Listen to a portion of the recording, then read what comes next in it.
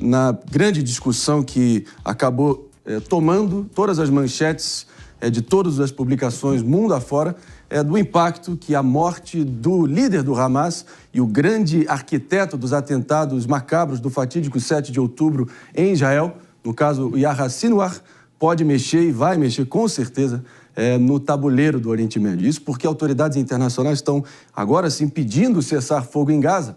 Em outra frente, a gente tem que considerar também, claro, no Líbano, ao norte de Israel, o Hezbollah já anunciou que uma nova escalada de confrontos com Israel é iminente e a gente tem que se preparar nesse sentido.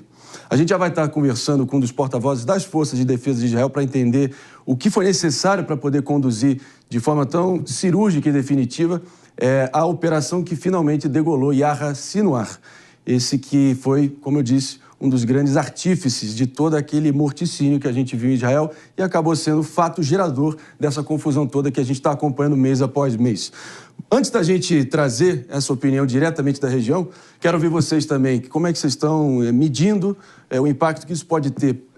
Mais um daqueles casos, né? Por mais que tenha sido um fato tão drástico como esse, pode acabar sendo, ironicamente, uma ironia do destino, exatamente o necessário para poder partirmos para o cessar-fogo e a liberação dos reféns. Jess? Eu acho possível, mas eu acho que a declaração do Netanyahu ontem mostra que não é o caminho mais provável. Eu acho que essa guerra ela ainda vai se alastrar por um tempo, até porque a resposta do Hezbollah em relação a isso, que desde julho tem intensificado os ataques a Israel, vai vir também, vai continuar. Então, aqui o dilema de se combater terrorismo, isso aconteceu lá atrás com o ISIS, com o Estado Islâmico, aconteceu com a Al-Qaeda, você mata um nome da organização, mas você não quebra a organização com isso, porque uma nova cabeça surge ali naquele lugar. Então, a morte do Sinwar, ele, no final das contas, ele é importante, é uma mensagem forte a Israel, afinal de contas, o massacre, por assim dizer, teria sido orquestrado até mesmo por ele, mas, obviamente, não desfaz a estrutura do Hamas. Mas a mensagem, com certeza, de que eles estão combatendo, estão indo atrás de seus algozes, como no discurso do Netanyahu ele trabalhou, né, o maior ataque depois do que aconteceu no Holocausto, esse é a maior chacina em relação a Israel desde então, ele coloca como um ponto fundamental. Mas, mais uma vez, vale lembrar que as intentadas dentro de Gaza, as intentadas dentro do Líbano, também têm sido alvos de vários ataques para Israel. Ou seja, como assim vários ataques para Israel? Muita gente na comunidade internacional, muitos países têm cobrado o cessar-fogo por conta também da quantidade de vidas que estão sendo perdidas, tanto no Líbano, mas também em Gaza. Então, assim, é um tema muito polêmico e muito difícil. Não, sem dúvida alguma, a complexidade da situação não permite nem remotamente que Israel, muito menos o governo Netanyahu, parta para celebrações antecipadas. Tá? Ainda tem muita coisa em jogo. Também quero acionar aqui o nosso Marco para te perguntar o seguinte: será que agora, degolando ali a cabeça do dragão, como muitos têm colocado, ou caracterizado, melhor dizendo, o Yahya Sinwar, pode não ser mais um daqueles casos que a história recente da geopolítica mundial revelou que nem sempre você degolar alguém que comanda uma instituição ou um governo, vide Gaddafi na Líbia, Saddam Hussein no Iraque, ou propriamente o Bin Laden no Afeganistão, que talvez, tirando isso, umas células mais radicais vão estar assumindo o topo e esse ciclo vicioso vai seguir adiante. Qual o teu instinto está apontando para qual direção? Eu torço muito para que isso leve ao cessar-fogo, mas não tenho muita esperança disso. Acho que não tem um pavor por parte de Netanyahu que escale a guerra. Tem um clamor porque ele precisa estar num estado de guerra permanente ali para se manter no poder. O povo palestino também sofre com Hamas, então o que aconteceu lá na faixa de Gaza é uma tragédia muito grande.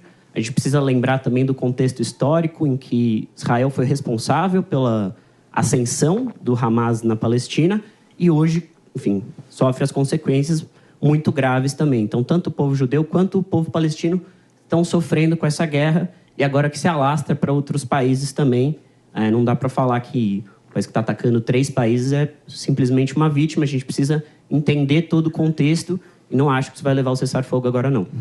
Mano, novos desafios podem surgir desse vácuo de poder, né? Será que lideranças mais radicais vão assumir? Esse é o risco. E para que esse risco seja evitado, é muito importante pensar na construção institucional que leve a um sentimento de representação e pertencimento por parte da comunidade palestina. Ou seja, enquanto não houver uma figura política com legitimidade no território palestino, a gente vai acabar vendo a lei do mais forte prevalecer. É isso que representa o Hamas. Então, como fazer com que a autoridade palestina, por exemplo, que vem há muitos anos com muitos questionamentos a respeito de corrupção em suas lideranças, a respeito de uma não representação efetiva dos interesses do povo palestino, possa, de fato, voltar a ter um papel de representação para ser uma agente de diálogo que consiga construir uma paz duradoura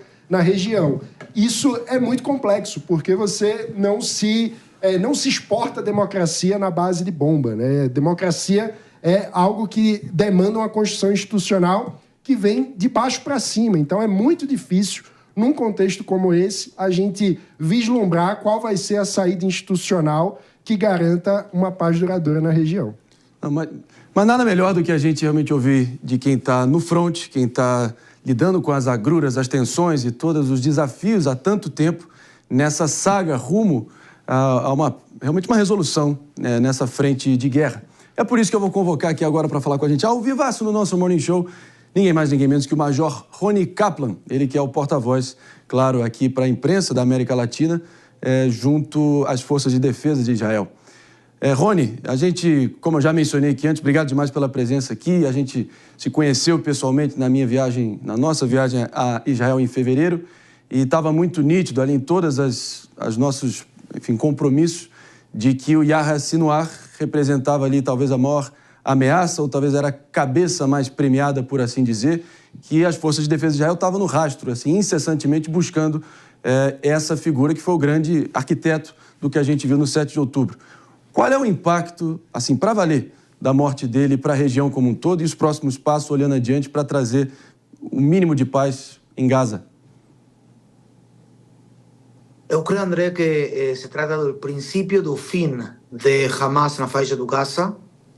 Estamos falando de um terrorista também, como Osama Bin Laden se pode comparar. Es un día de ese tipo, un día donde como para los Estados Unidos es eliminar a Osama Bin Laden, es para Israel eliminar a Yahya Sinwar. Eu creo que va a ser muy difícil que o Hamas vaya a gobernar muito tiempo más no futuro na faixa do Gaza. Y básicamente estamos falando de un architerrorista que tenía sangre en sus manos, no solamente de israelíes, también de palestinos. Él estableció ahí a policía interna do Hamas, que mataba mucha gente en Gaza, gente también de otras nacionalidades, y es quien cometió la masacre más grande a judeos desde la época de la Segunda Guerra Mundial en un solo día. Él es responsable de cada kilómetro de túnel embaixo do Gaza, é responsável de cada foguete, é responsável de cada de los cientos de sequestrados que ele tomou e miles de assassinados de 7 de outubro e não somente. Acho que a gente não pode menosprezar aqui de quem se trata esse cidadão aí que com certeza vai apodrecer nas profundezas do inferno, desse fascínio que era o Yahya Sinwar. Os vídeos dele no 10 de outubro, 3 dias depois do macabro 7 de outubro do ano passado, ali se escondeu ali na estrutura de túneis do próprio Hamas ali na região, em Gaza, e acabou evadindo toda a perseguição das Forças de Defesa de Israel por mais de um ano, mas finalmente teve o desfecho que merecia, para dizer o mínimo. Mas, como a gente sabe aqui, é um conflito super complexo e tem a repercussão também imensa. Eu vou acionando aqui a nossa bancada também, que quer muito te fazer uma pergunta, Major. Vamos então com o Marco, fica à vontade aqui. Tudo bem, Major. Eu queria entender aí de vocês quais são os próximos passos agora que a cabeça do Hamas vocês conseguiram atingir. Então, quais são os próximos passos da IDF? Sí, Marcos, o próximo paso es que nuestros seres queridos, 101 personas que están ainda secuestrados en la faixa de Gaza, ellos regresen a casa.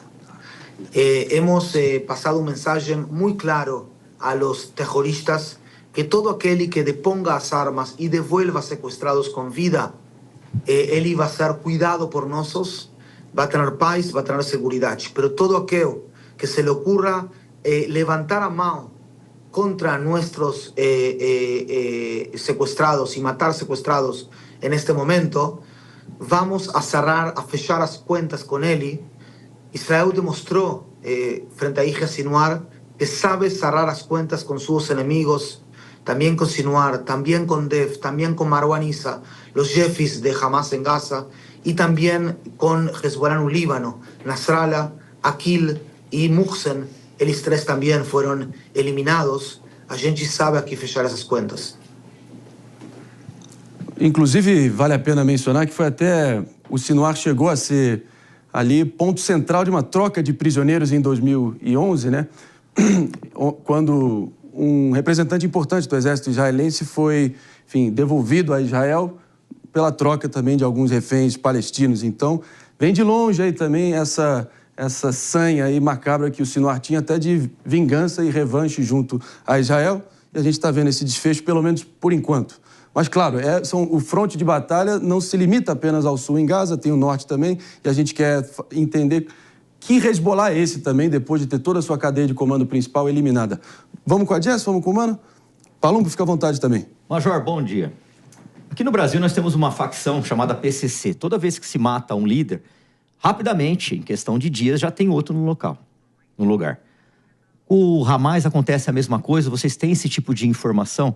E eu queria perguntar também se essa morte não vai culminar em uma vingança contra os israelenses que estão lá sequestrados. Sí, es importante poner en contexto a diferencia entre ese tipo de facciones en Brasil o en otros sitios con el tipo de radicalismo islámico que tienen aquí en el Medio Oriente. Porque o Hamas, por ejemplo, ellos falaron cosas como ten que conquistar Roma y las dos Américas. O ellos falaron también, el líder espiritual do Islam sunita radical, Qaradawi, ele falou na faixa do Gaza, tem que terminar com o trabalho que começou a fazer Adolf Hitler. O ex-líder de Hezbollah, Nasrallah, que ele é xiita agora, era xiita, ele falou algo assim como tem muita sorte que muitos judeus estão na terra de Israel, porque dessa maneira a solução final para o povo judeu vai ser muito eficiente, fazendo referência a essa solução final para o povo judeu durante a Shoah, durante o Holocausto em Europa. Então, estamos falando de grupos terroristas e o país terrorista que está por detrás deles, o Irão, que fala abertamente que tem que borrar Israel do mapa. E eles, durante muito tempo, haviam percebido a política de contenção, a política de no belicismo de Israel como uma debilidade. Então, também com a pergunta de Marcos e também com esta pergunta, tem que ter em conta que eles sim vão cambiar suas cabeças, mas nós temos que seguir lutando hasta debilitar a este eje do mal, a este pulpo, não sei como se fala em português, pulpo, com muitos tentáculos. Polvo. Octopus. Pulpo, sí, con muchos tentáculos, que cada uno de estos son una franquicia o son un proxy del mismo Irán. Con respecto a los reféns, como falei antes, todo aquel que devuelva reféns va a ser, su vida va a ser tranquila, todo aquel que haga un daño a esos reféns, vamos a justiciar. Eso no por revancha, sino simplemente porque es imposible vivir de esta manera. Tengan en cuenta, y voy a sumar otra información más aquí, que el mismo Sinwar estuvo toda la guerra embaixo de túneles. Él no quería salvar al pueblo en Gaza, que no es nuestro enemigo era Sinwar, es Hamas. Él estuvo toda la guerra, él empezó la guerra en Khan Yunis y luego él escapó.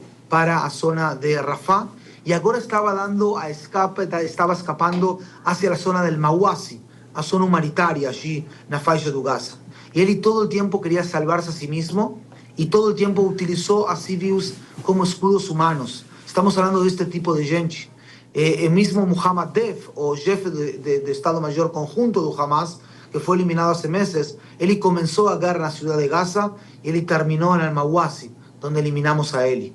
Essa gente, eles não pensam em nadie, somente são gente realmente psicópata, infelizmente. Infelizmente, de fato, Major. E eu achei só antes da gente se despedir aqui, acho que vale a pena a menção, que chega a ser irônico, como alguns meses atrás, com Israel ali sendo colocada contra a parede, perdendo a guerra de narrativas a nível global, que não tirou o foco da missão. E quando os americanos, os franceses, os ingleses e os egípcios disseram para Israel não ousar invadir Rafah, Israel manteve ali o foco da missão e acabou sendo em Rafah que Yahya Sinwar foi localizado e finalmente eliminado, né? Então, é impressionante como, de vez em quando, tem que ter não pode se deixar abalar com o vozerio em volta de você, porque talvez o desfecho final possa estar mais perto que a gente imagina, né? Major, obrigado demais pela presença. Muito obrigado, André. E é muito importante para a audiência saber também que nós, as Forças de Defesa de Israel, estamos buscando a reconciliação, a paz, a prosperidade de todos os povos da zona. Para generar isso, tem que debilitar o regime iraní e o radicalismo islâmico sunita, e nisso estamos trabalhando. Um forte abraço, hasta logo. É isso, Major Rony Kaplan, ele que é porta-voz, um dos porta-vozes das Forças de Defesa de Israel, sempre somando aqui na discussão do nosso Morning Show. Obrigado, Major. Em frente, a gente segue aqui com vocês, muitos temas ainda para a gente repercutir. Antes da gente seguir adiante, minha diretora Helena, só um rápido comentário aqui para a gente fazer um saldo aqui. Marco, fica à vontade, Mano também. Não dá para subestimar o impacto que o que aconteceu ontem terá olhando adiante, né? Sem dúvida. Eu diria que mais do que o desafio militar, o que está em jogo é o desafio político, de como você consegue construir uma governança que seja minimamente legítima para a região da faixa de Gaza, que consiga reconhecer o direito à autodeterminação do povo palestino de forma pacífica e em convivência harmônica com o povo de Israel. Isso é o grande desafio e, infelizmente, não parecemos até agora vislumbrar qual será o caminho para construir essa possibilidade. Além do custo reputacional a Israel a nível global, eu acho que o custo de vidas também na faixa de Gaza não dá para a gente, enfim, tapar os olhos e ter uma tolerância seletiva. É imenso e vai demorar muito tempo e vai precisar de uma concertação de forças imensa para ter realmente um plano de ação para tentar, de uma vez por todas, reerguer e dar o mínimo de viabilidade para a faixa de Gaza e não achar que ali vai virar um grande lixão da região. Mas, enfim. E quando a gente está falando numa análise de guerra, surge uma linguagem até como, por exemplo, falar em efeitos colaterais para situações que afetam a vida de civis. Mas, bem, para quem está vivendo, não é um efeito colateral, é a sua casa que foi explodida, os sonhos que você tinha que foram, muitas vezes, viraram cinzas e a perspectiva de futuro, muitas vezes um parente que foi morto inadequadamente, que era um civil, enfim. Ou seja, essas mágoas, esses ressentimentos, essas cicatrizes de guerra são muito difíceis de serem sanadas e resolvidas e aplacar esses ânimos, construindo um cenário institucional que viabilize a convivência em paz entre os dois povos, é o grande desafio que precisa de muita criatividade e capacidade de diálogo e, infelizmente, até agora, a gente não sabe qual vai ser o caminho para poder viabilizar isso. E, sem dúvida alguma, o facínora degolado Yahya Sinwar odiaria ouvir isso, mas pode ser que o destino provoque a morte dele, possa ter sido o evento que seja uma rota para sair dessa loucura toda e, finalmente, sei lá, o Israel poder ter uma reação calibrada ali contra o Irã e não uma guerra desbragada, também ali, enfim, arrefecer a temperatura junto ao Líbano e trazer o cessar-fogo em Gaza. É assim que a gente espera. Não há santos na guerra, a gente sempre diz, e também não dá para a gente usar óculos cor-de-rosa aqui dentro de um estúdio com um continente à distância. Mas, enfim...